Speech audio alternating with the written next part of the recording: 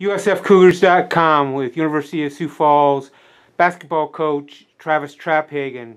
Trap, a couple big things happened tonight. First of all, the win 52-51 over Winona State, and then you became the all-time leader in school history and career wins. Before we get to that, let's talk about the win. A little bit emotional out there, getting a 1-point win over a team that you've battled with over the last several years. Absolutely, and the win is a whole heck of a lot more important than a coaching record. You know, it seems like every time we play these guys, it goes right down to the end, and especially at home.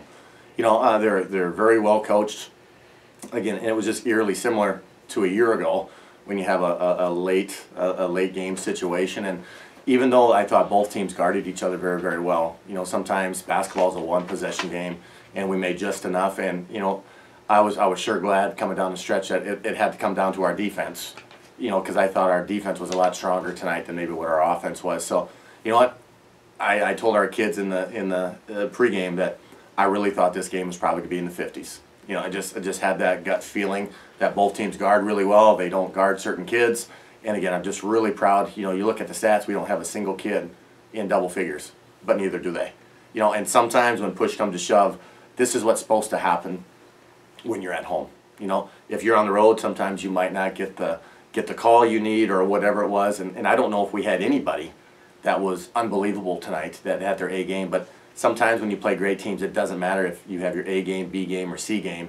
Reality comes down to is when that scoreboard gets to zero, who's winning and who's losing, and we had just enough in the tank tonight to be able to get that done. Nobody in double figures, but here's the deal. Defensively, you had 14-4 advantage in points off turnovers. You forced 14 turnovers, only committed 7 yourself. You had 7 steals and 4 blocks. To your point, your defense was good tonight. Yeah, you know, I think, and don't want it to come across the wrong way, I think it's good every night.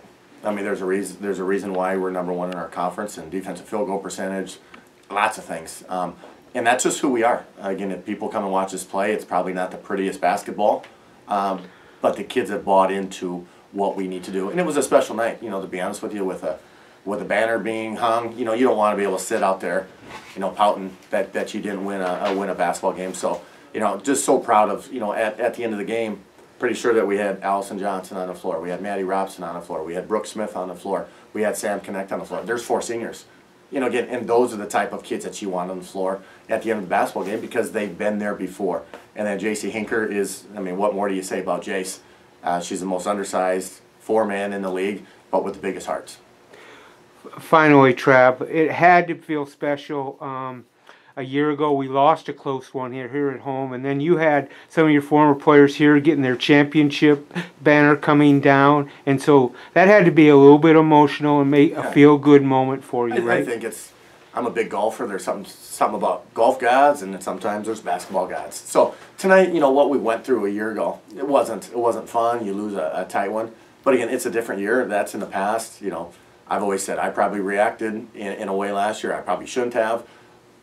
But unfortunately, it's over. It's over. You know, we've moved on. They moved on. So when we come here, it's hard to say that's not in the back of your mind when the game is closely to being done. But again, I'm going to just go back and say the basketball gods were looking down. And finally, you guys are tied for first. That has to feel good at the 10-point game point of the season. Yeah, I don't think, you know, I've kind of flipped my coaching, I don't want to say philosophy per se, but we had an X on our back every time that we stepped on the floor last year.